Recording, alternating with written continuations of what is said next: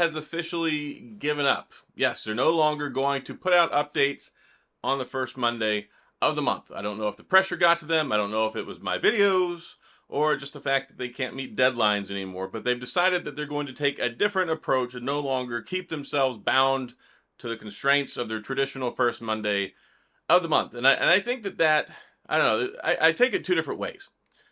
In one way, it takes some of the stress off, and if you're a person who cares about your monthly patches, we're still going to get them. They're still guaranteeing the monthly security patch and all that good stuff, but they're not saying when they're going to put it out anymore. So it could be the first day of the month, it could be the last day of the month. I think that it's kind of a step backward because when you take a look at the brand and previous to this whole Tensor adventure, they used to be pretty much Johnny on the spot. They were very good about putting out these updates and getting them out in a timely manner. And now they just, quite frankly, have not lived up to that for quite some time now. So, I mean, are we really getting much of a different experience than what we've been getting for the last year or two? No. Fundamentally, it's basically going to be the same experience, but you just don't have that certain date to look forward to where you can say, okay, it's on time. So, yeah, I've never been one to move goalposts. Like, if you can't meet a deadline, getting rid of the deadline doesn't fix things. It just makes it where, well, it doesn't sound as bad if you're not on time. So my hope would be that they would continue to try and maybe shoot for the same date, or I don't know. My hope is that they are still trying to push out timely software updates and stuff like that. It's very frustrating when you go from having an expected timeline and then they go, yeah, whatever. Especially moving into this brave new world where we're going to get 7 years of updates for the Pixel 8 series phones and newer.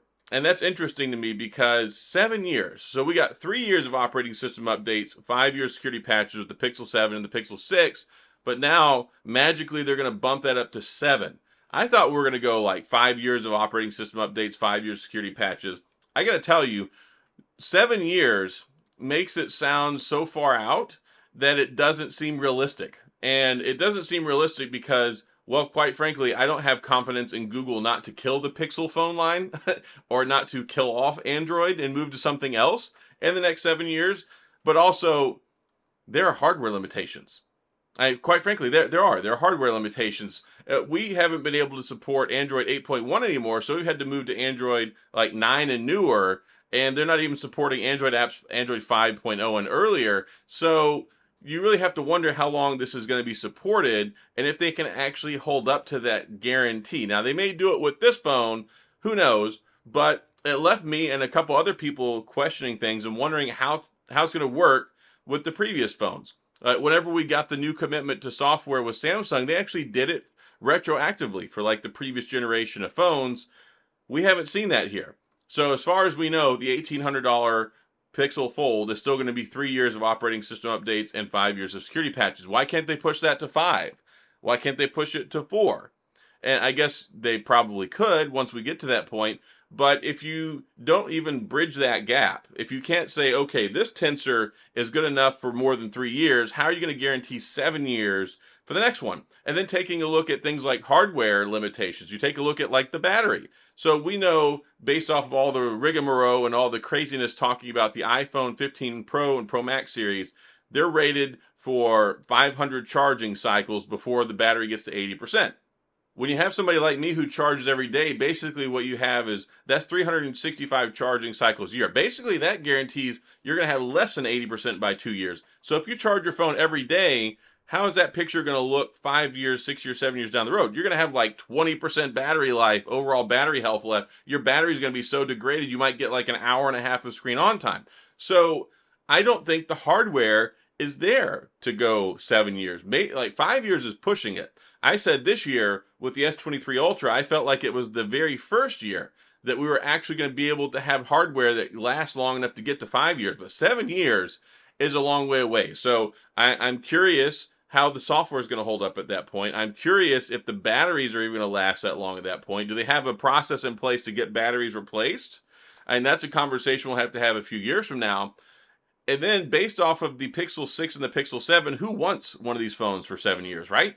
A lot of people are chomping at the bit to get the next one when the Pixel 8 comes out, the Pixel 9. We're going to move over to the TSMC in 2025. So, I don't know. I think really that guarantee is so far out in advance. I think it's almost to the point where it doesn't matter. Because one, the average lifespan that people hold onto their phones is 2.5 years.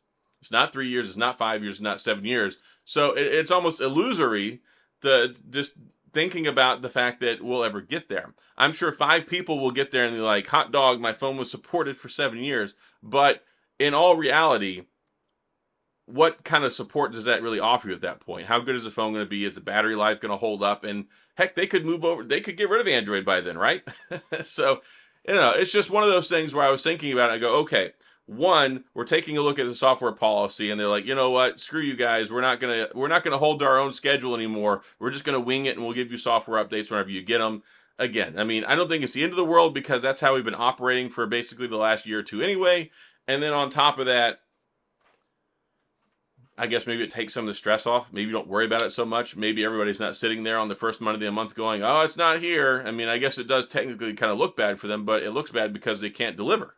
So this doesn't change their ability to deliver. It just moves the goalpost back. Instead of being like the old Domino's where if your pizza shows up, in under 30 minutes or less, it's free. Now it's kind of like, well, your pizza gets there when it gets there. So I don't know. There are some pros and cons to it. I'm not going to like light a fire under their feet. I'm not too angry about this. It's just one of those things where I saw it and they announced that finally, okay, the first Monday of the month policy is dead, which, I mean, it's basically been dead for a while anyway. So not like that's news to a whole lot of people who actually care. It's just kind of frustrating because like, well, what happens next, right? What goalpost moves through next? So anyway, that's all I got in this video. Just wanted to talk about some of that stuff and see what you guys and gals thoughts are on it. Do you think 7 years is too far? I thought 5 and 5 would be good. Really, at 5 years, you're kind of at the point where like, all right, this is already pretty far out there. So I don't know. I just want to see what y'all thought about it. Do you think 7 years is attainable? Do you think the phones will actually last even 7 years? And if so, would you want one that long anyway? I mean, if you look back at a phone that Samsung made 7 years ago, if you look back at a phone Apple made 7 years ago, is it really that good of an experience? I just really don't see that it's much of a bragging point to say 7 years. I think they pushed it so far out there that most other companies are going to be like, that's just dumb. Anyway, I guess kudos for trying, but it's like one of those like golf clap things that really doesn't have a lot of excitement to it. So between that and the software policy, there's 2 things I wanted to talk about with the evolution of Google and where we're at with Android 14 and these new phones right now, but that's all I've got. So if you have any questions or comments, of course, please go to the comment section. I'll do my best to get back with you. If you enjoyed the video, if you like the Pixel content, please hit the like and the subscribe button and the little notification bell if you want updates when new videos come out. And as always, thanks for being here. I appreciate you watching, and I'll see you guys next time.